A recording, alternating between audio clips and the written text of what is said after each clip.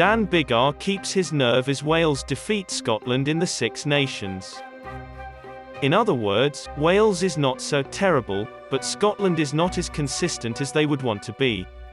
After a tumultuous start to the tournament, the two fought out a thrilling, tense, flawed, and emotional showdown. Dan Biggar scored a late drop goal on his 100th cap, as far as his ailing knee would allow, on his 100th appearance. His counterpart, Finn Russell, was put in the sin bin for the same reason Biggar is for Wales. After a deliberate knock-on, they both went there.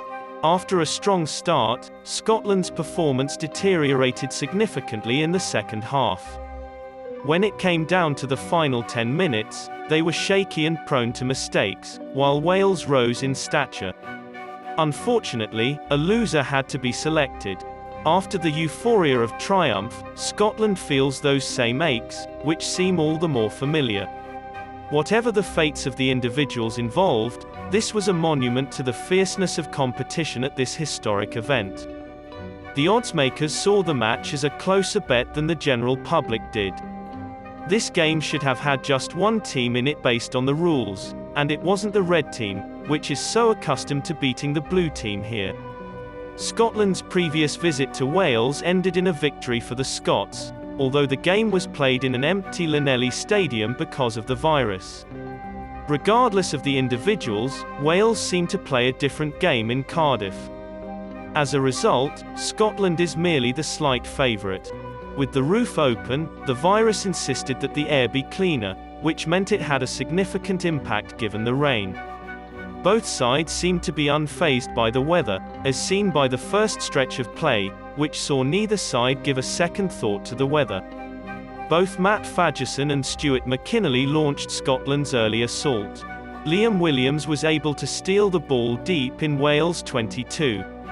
Owen Watkin dummied his way into Scottish territory. In spite of Stuart Hogg's fortunate avoidance of an intentional knock-on penalty, Wales were given a scrum in the 5th minute and Biggar kicked a penalty to put Wales in front early in the match. A few minutes after Biggar's second penalty, it seemed that Wales' youthful side would not be as easy to beat as previously thought. But now, Scotland's class is not as brittle as it was in the past. With Duhan van der Merwe bursting down the left and a second winger scoring down the right, they took the lead. Darcy Graham's finish against a much larger opponent was breathtaking, and Russell's cut pass to him was flawless. First quarter penalties from Russell's boot gave Scotland a 5-point lead, despite his failed conversion. Thomas Francis is one of Wales' most capped players. Despite the fact that the scrum was strong, the tight head was able to add to the strength of the group with a remarkable try.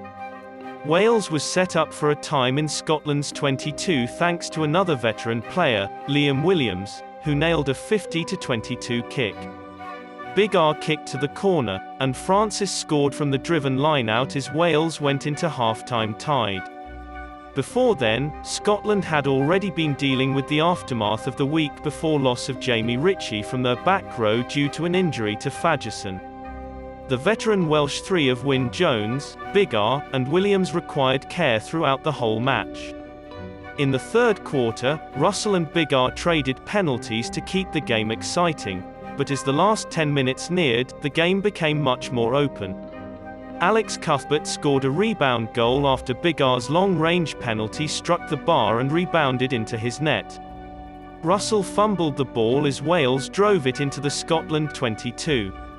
In what seemed to be an attempt, Cuthbert collected his resources and made his way to the corner. As a result of the increased scrutiny, Russell's previous intervention had to be scrutinised even more closely. If Hogg's first half knock-on was okay, why wasn't this one? Even though Russell seemed to have a shot at catching it, such efforts are always fraught with risk while playing in your own 22. This was hardly Russell's first miscalculation. Wales saw yellow and camped in the corner.